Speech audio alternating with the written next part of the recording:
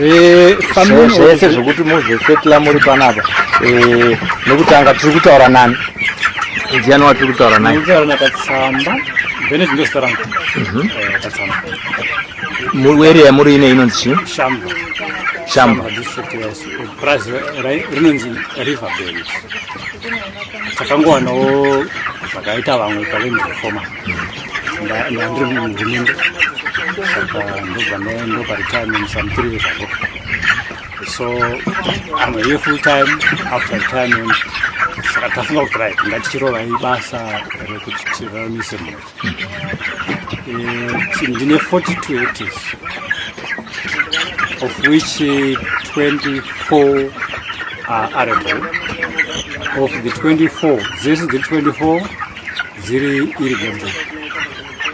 Saka ingori nyaya equipment for my apply, otherwise I could irrigate the whole 24 hectares.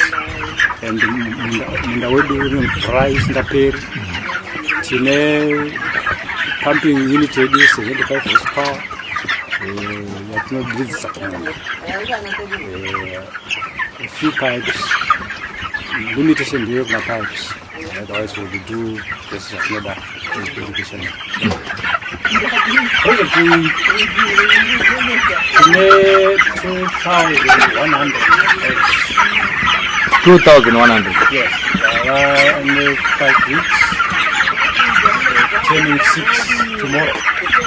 Okay. This is Zakadai.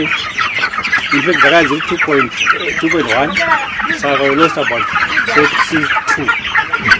The difference in the minimum. We are just starting. This is the third batch. The first batch, 500. Second one, 800. Then we skipped. Now we are about 2,000. And our plan is next week at 1 we are having another 3,000. Thereafter, to make it target of 5,000. If things go well. Okay. The challenges at now how here and there feed how to do it. But at only if you do the shoot, we will find ways of going through around the problem. Like rather than going to buy feed banana feed companies. Right. How do you do that? Well, that's the main ingredient. We buy other ingredients like an asana and a premix. I've trained my guys. One of them are good. Old. China kuenda ku shop kulifanya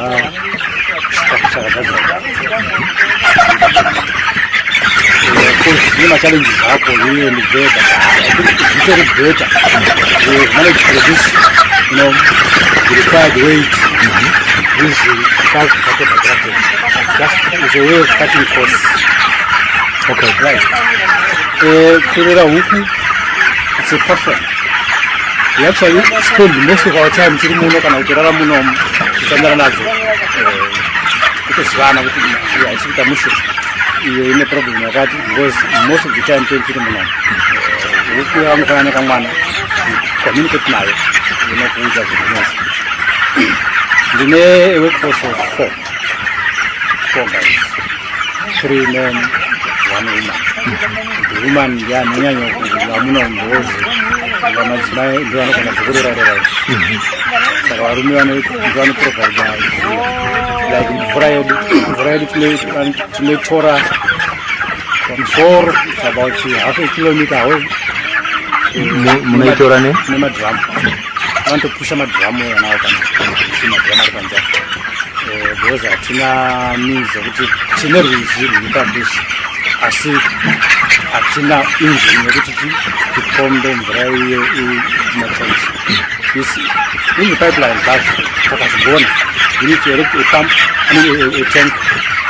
So this engine yekupomba mvura yokuita pump tank then you supply both huku nekungurwe. That's why takazivaka zviri padhuze nepadhuze. It's a plan yatinayo yekuti with time takavaka tank takawana pump mapepa akwana kuva padhuze zvoro kurova noshanda vachigoa pane nyaya ichallenge yekuti vanopusha madrum per day. Every day now dzinorova 4 drums kubva kuseni kusvika around 1.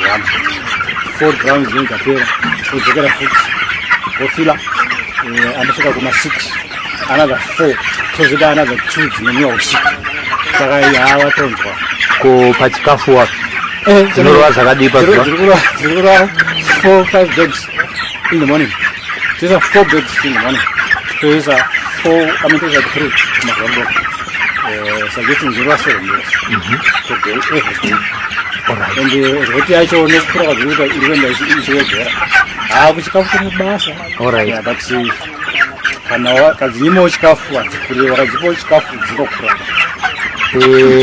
Tapa level yekuti kana dzakuda kunotengeswa vanhu vazhinji tinonzwa vachizombotaurawo vamwewo kuti vanoshaya kwekutengesa. Munozoita sei kana yasvika panguva yekuti dzichitengeswa kana dzaready? We count ourselves lucky. Nyaya yekunetworka yakanaka zvikuru. Tine one buyer, one person who has bought the 500 dzatakatanga nadzo akadzitenga dzose. The 800 dzechitu dzacho akadzitenga dzose. Izvezvizvi is under 2,000. Akatoindicata kuti kana dzasvika pa6 weeks I need to be 2,000. We give quality. And iwo haanetso zvake is an honest person. Vaenda zvema-food outlets. She said, do me another 3,000. Saka next week zvinhu zvakabalansa. We are doing 3,000 tozomuitira 5,000. Saka market kwatiri sisi no problem. Kungoti tichiri kukura. Okay. Ngatitaure nyaya yenguruve, mataura zvenguruve zvekare. Muri kupfuya nguruve ngani uye zvakatanga rini? Takatanga last year. Tine nguruve 3 dzandakatenga after ndarima wheat. Wheat ndokubva yanaiwa nemvura ndashaya combine harvester. Saka yakaramba kujengudu. Then I decided ndakanegotiate nemumwe grower ndobva taswapa wheat nenguruve. So I started with 3, 1 yakafa. The other 2 ndo dzakabereka, saka now tapa 13. 13 is our hope that that project yenguruve ichaenda kurefu zvakanyanya. Ndokwandiona kune passion yanga katinonye huku ndozvida asi kunguruve tiri kufuti. Saka the advantage ndeyekuti we prepare feed for huku, we also prepare feed for nguruve. This will grow maize.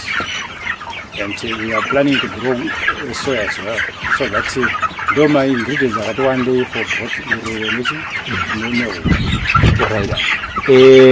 kupanguruve futi toda kunzwisa nyaya yemarket yakamira sei?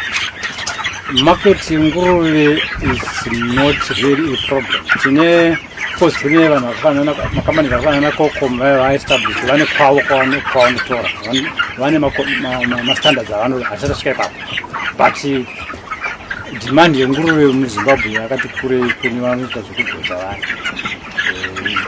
Tinoisona kuti takatava ipapapo tatove nemafriends vatonetoeka navo vanenge vachibvunza kuti dzapapi. Okay. Alright. Mataura nyaya yefeed yehuku, mukataura zvekare nyaya yefeed yenguruve muchiti munogadzira meal. How do you prepare the meal? The feed. Isusu my major ingredients chibage nesoya. Isusu katizvitenga kune mamwe mashopu pamasuppliers efeed chine zvakagayiwa imuna. How do you do it? Tagara kuti tine chigayi chedu chiri kune magetsi. Saka chibage tinondogayisa ikoko soya pano next room ndo matomixira imomo. Kutongoita mareshes acho soya maize nepremix yedu totogadzisa. Saka advantage ndeyekuti tine chigayi chedu, saka tokatawo macosts emilling.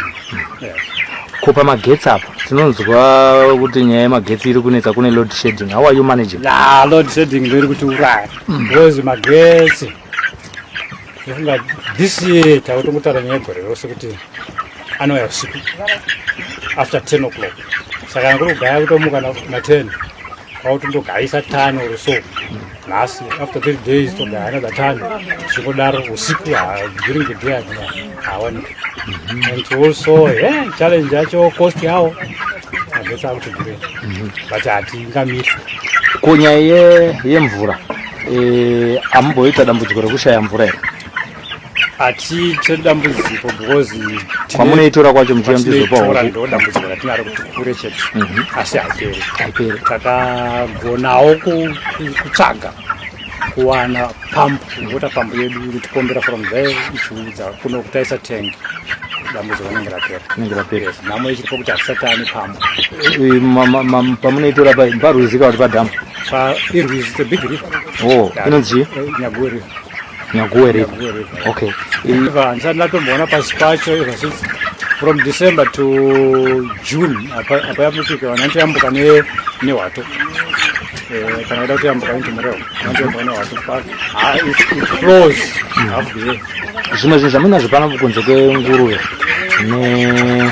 nehuku, zvimwe zvamuri kuita futi panapa zvakananga nezvekupfuya zvinhu kana zvimwewo maprojects amuinawo ndei? Tine hazvimbudzi zvinde zvatingotiwo kana tafara togogoja nezvimagax nezvimarodhana but tiri kuitawo so horticulture. Okay. Tine cabbage ratiri kutengesa we had about 28,000 heads and then tine another 20,000 heads another crop cabbage again that happens in December. We also had the onion, totally busy with this. We are expecting maybe about 3-4 tons of the onion. Saka, those big that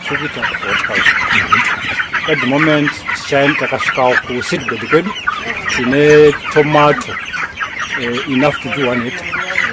At Chai Takashi, transplanted in December. Saka. All right. So far, the male workforce of 8, 4 and the kunu, and then 4 radical irrigation cabbage. All right.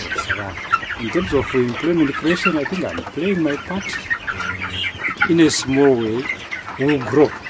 Because Kanata nyaya kuti takuita 8,000 broilers. It's not a joke. 4 people will not cope.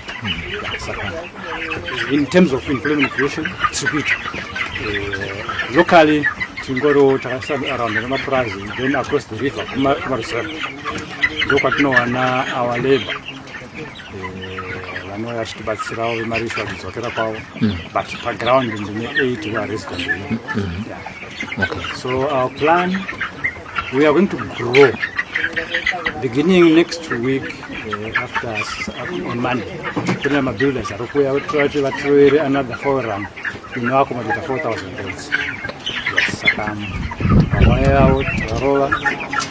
Pinda we are at 3,000. Pinda we are not going to this time. Brood at Nar.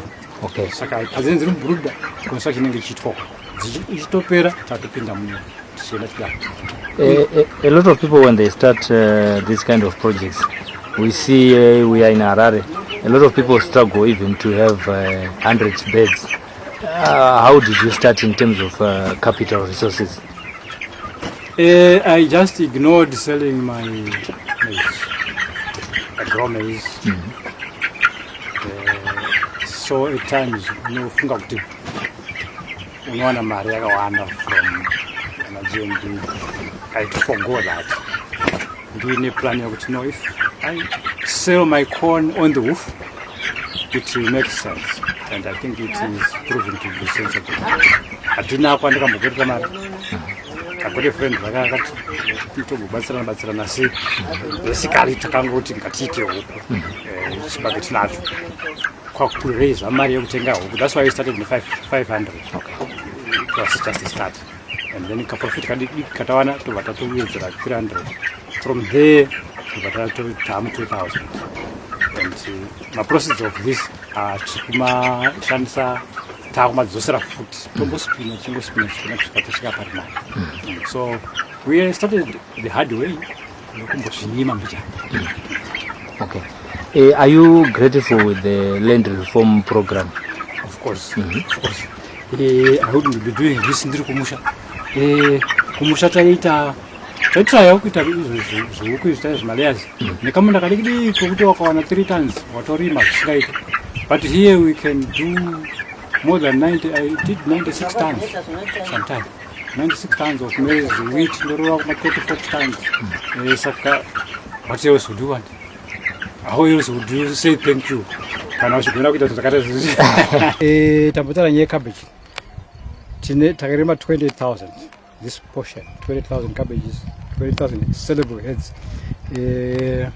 We haven't sold half because challenge at the transport motor anga kaita breakdown saka kuti tidzosere parod is taking time and difficult. Tine pasai apa irep we didn't sell because of the problem in transport as well. Saka tine 20,000 here, tine 20,000 across the road there. Our plan is tichibvisa cabbage already tatoine seedbed yedu tomato. We are going to put tomato almost direct in the beginning of December. Saka, this is the farming type we are doing. Horticulture, we are doing tomato, we are doing cabbage, we have done the rep. We also have seedbed rep. Yakada kufanana ne atakangataita. Hopefully, tinengeta any transport. Of course, my challenge is the fuel which needs kuwana, kana udaiwana ngechidhura. You go to the market, so ramba kudi kuita. That's why maybe cabbage rato it is overgrown. Ne yite ya October kalea kapamusara kadi kakarowa nezuva. Our irrigation tinoshandisa rain gun. One rinothrowa 65 radius of 65. Saka rinotorera 1 hectare per day. Words of wisdom to anyone who is watching this TV program on Slime Media. What would you say to them? A lot of people, we have graduates who are not doing anything, who have failed to find employment in Zimbabwe, and they are seated. And a lot of people as well, not even graduates, are unemployed. Words of wisdom that you can tell to those people who are watching, who have got nothing to do, or those who are aspiring to get into such kind of projects? I am a master's holder.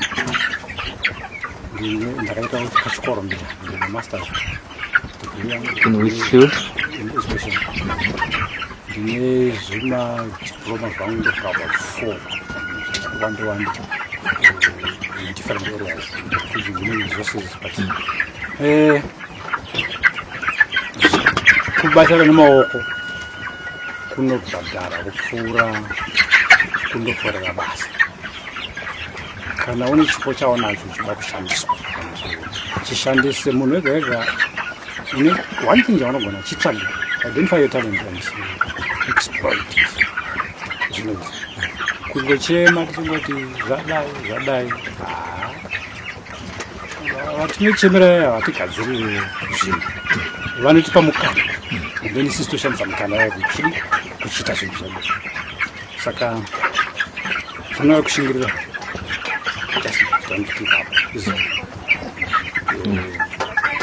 zvine mari zvinhu kubata kwamaoko chete kubata kwamaoko zvekubasa kutsvaga basa fine, but kana zvaramba izvozvo izvo muvhu mune mari. Thank you so much, Mr. Katsamba, for granting us this interview on Fly Media. You're so welcome. Thank you for providing me this opportunity.